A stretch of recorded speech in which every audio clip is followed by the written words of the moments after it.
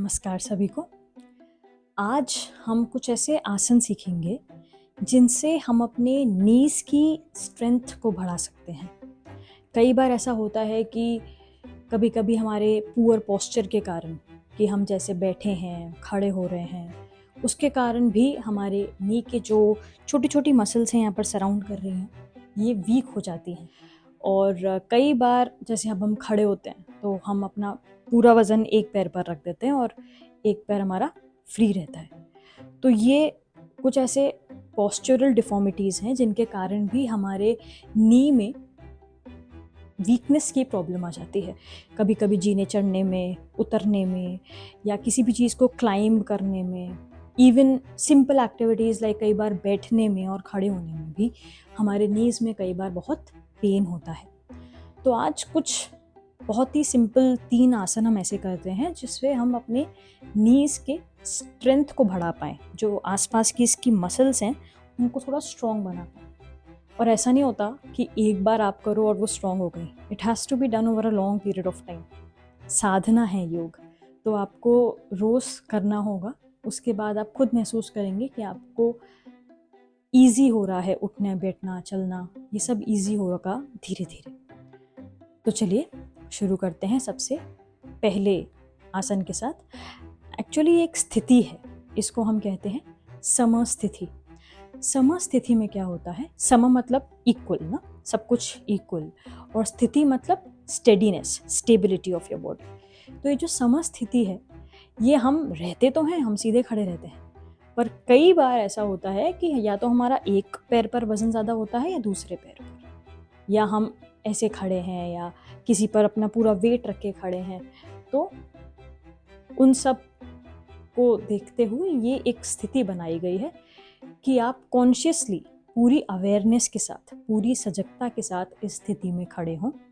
कुछ नहीं करना है, दोनों पैरों में आराम से जितना आप चलते हैं उतना आपका डिस्टेंस रहता है, ऐसे थोड़ा सा डिस्टेंस रखना है। दोनों हाथों को ढीला छोड़ देंगे और थाइस को फेस करेंगे, आपके दोनों हाथ एकदम ढीला छोड़ देंगे।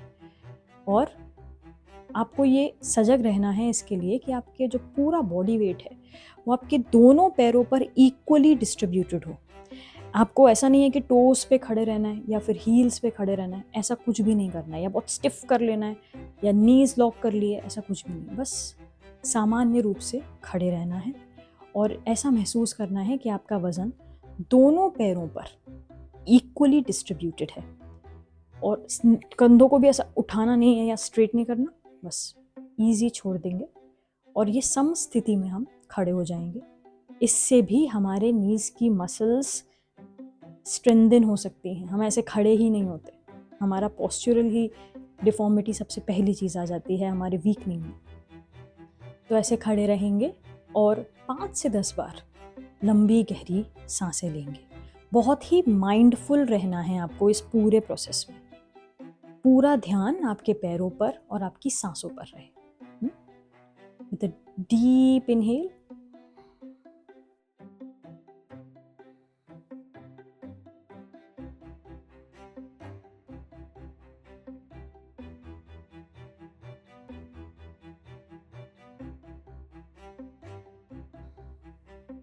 जैसे जैसे आप लंबी गहरी सांसें लेंगे ना, आपको महसूस होगा कि आपका जो वेट है वो बहुत ज़्यादा अंदर की तरफ है, मतलब इस पोर्शन में ज़्यादा आ रहा है, या फिर बाहर की तरफ है, या फिर बाहर के पोर्शन में ज़्यादा आ रहा है। तो कोशिश करिए पूरा वेट इवनली डिस्ट्रीब्यूटेड हो, दोनों पंजों पर पूरा वेट हो, ना बहुत अंदर की तरफ ज़्यादा हो ना बाहर की तरफ, पूरा वेट यहाँ हो। कई बार आपने देखा होगा नॉक नीज हो जाते हैं या बो लेग्स हो जाते हैं, ऐसे डिफरेंट डिफरेंट डिफॉर्मिटीज़ हैं जो हो जाती हैं हमारे weakening of the muscles of the knee. तो उन सब में ये आसन बहुत काम आएगा। 5 से 10 बार लंबी गहरी सांसों के साथ आपको इसको करना है और कोशिश यही रखनी है पूरा माइंडफुल रहकर कि आपका वजन दोनों पैरों पर समांतर तरीके से बढ़े। तो ये तो था पहला। दूसरे आसन की तरफ चलते हैं। अब इसको कहते हैं पादहस्त आसन। इसमें हम क्या करेंगे, अगर आपने सूर्य नमस्कार किया हो कभी तो उसकी जो थर्ड पोजीशन आती है उसको हम कहते हैं पादहस्त आसन। बहुत ही सिंपल है, ऐसी कोशिश नहीं करनी कि आज ही पूरी स्ट्रेचिंग हो जाए, धीरे धीरे ही आगे बढ़ना है। तो इसमें हम क्या करते हैं, सबसे पहले दोनों हाथों को सामने, फिर ऊपर की तरफ लेकर जाएंगे और एक लंबी सांस लेते हुए ऊपर की तरफ और छोड़ते हुए नीचे।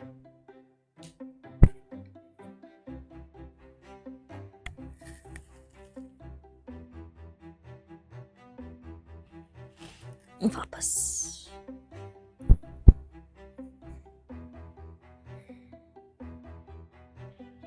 अब ये आसन में क्या है, ज़रूरी नहीं है कि आज आप पहली बार कर रहे हैं और आपका सर आपकी नीस पर लग ही जाए।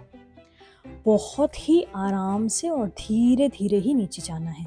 जैसे कि हम ऊपर गए और अब हम नीचे आ रहे हैं, तो बहुत ही आराम से नीचे आएंगे। अगर आपको ऐसा लगे कि बहुत ज़्यादा खिंचाव महसूस हो रहा है या फिर दिक्कत हो रही, तो थोड़ा सा आप बेंड कर सकते हैं। थोड़ा सा बेंड कर ले, हल्का सा, और नीचे। अगर एक बार में हाथ नीचे नहीं लग रहे तो आप यहाँ तक भी कर सकते हैं। यह आपका पादहस्तासन हो सकता है शुरुआत में, कोई परेशानी नहीं है। और नीज को भी लॉक नहीं करना है, जैसे हम नी लॉक कर लेते हैं ऐसे लॉक नहीं करना है, इजी रखना है। इजी ऊपर जाएंगे सांस लेते हुए और छोड़ते हुए नीचे। यहाँ तक हो रहा है, यहाँ तक ठीक है, यहाँ तक हो रहा है, यहाँ तक ठीक है। थोड़ा सा बेंड चाहिए, थोड़ा सा माइक्रो बेंड आप आराम से कर सकते हैं। वापस। इससे क्या होगा, आपके नी के जो भी आसपास के छोटे छोटे मसल्स हैं ये स्ट्रेंथन होते हैं। इवन आपकी बैक स्ट्रेंथन होती है। आपके काफ्स, ये जो काफ्स होते हैं हमारे, इनका भी स्ट्रेंथ बढ़ता है। तो ये था हमारा दूसरा आसन। अब हम चलते हैं तीसरे आसन पर। इसके लिए आपको आराम से बैठना है। दोनों पैरों को सीधा रख के बैठ जाए दंडासन में। ध्यान रखिएगा आपकी कमर, रीढ़ की हड्डी एकदम सीधी हो और दोनों हाथ आपके थाइस के साइड में और दोनों पैर ऊपर की तरफ सामने देखेंगे। इसके बाद अपने लेफ्ट नी को हल्का सा बेंड करके साइड में रख लेंगे इस तरह, और राइट नी सीधा ही रहेगा। इस आसन का नाम है जानु शिरासन। अब जो इसमें जानु का अर्थ है, उसका अर्थ है नी या आपका घुटना, और शिर मतलब आपका सर। जानु शिरासन बेसिकली नी से सर को लगाना होता है, पर पहली बार में ना लगे तो आप जहाँ तक जा पाए, बहुत ओवर स्ट्रेच नहीं करना है और बहुत ज़्यादा खिंचाव नहीं करना है कि नहीं आज लगी जाना चाहिए। इजी इजी सब होगा, एक बार देख लें।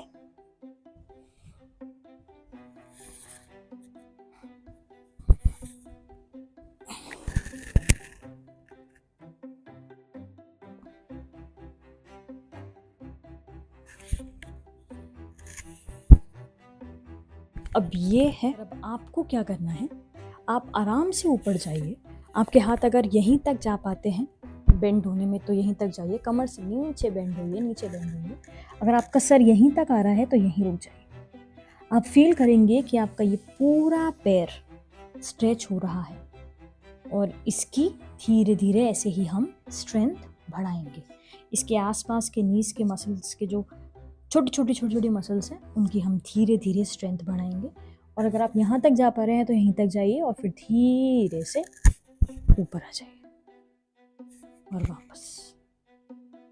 इस पैर का भी ध्यान रखें। अगर आपको लग रहा है ये पैर उठ रहा है बहुत ज़्यादा, जब आप नीचे जा रहे थे और ये पैर ऐसे उठ रहा है, तो कोशिश करना, ऐसे भी कर सकते हैं कि लेफ्ट हैंड को इसके ऊपर रखें और फिर राइट हैंड से नीचे जाएं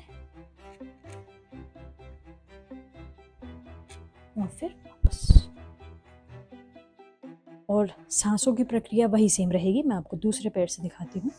अब हम राइट से करेंगे।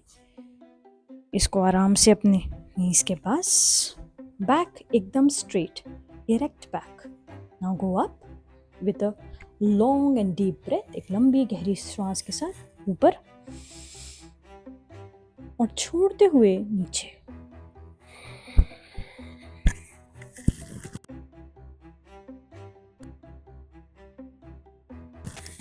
और ऊपर।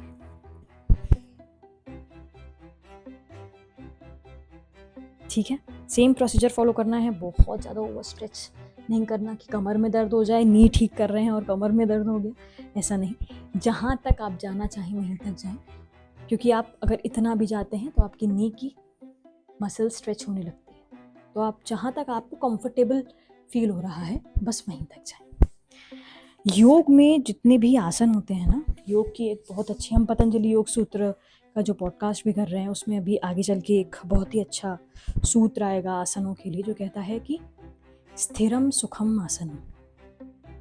जिस पोजीशन में आप स्थिर फील करें, मतलब आप स्टेबल हो, जिसमें आपको सुख की प्राप्ति हो, बहुत ज़्यादा एक्सर्ट ना करना पड़ रहा हो, सुख की प्राप्ति हो कि मैं यहाँ तक जा सकता हूँ, उसी को हम एक अच्छा आसन कहते हैं, वही आपका आसन है।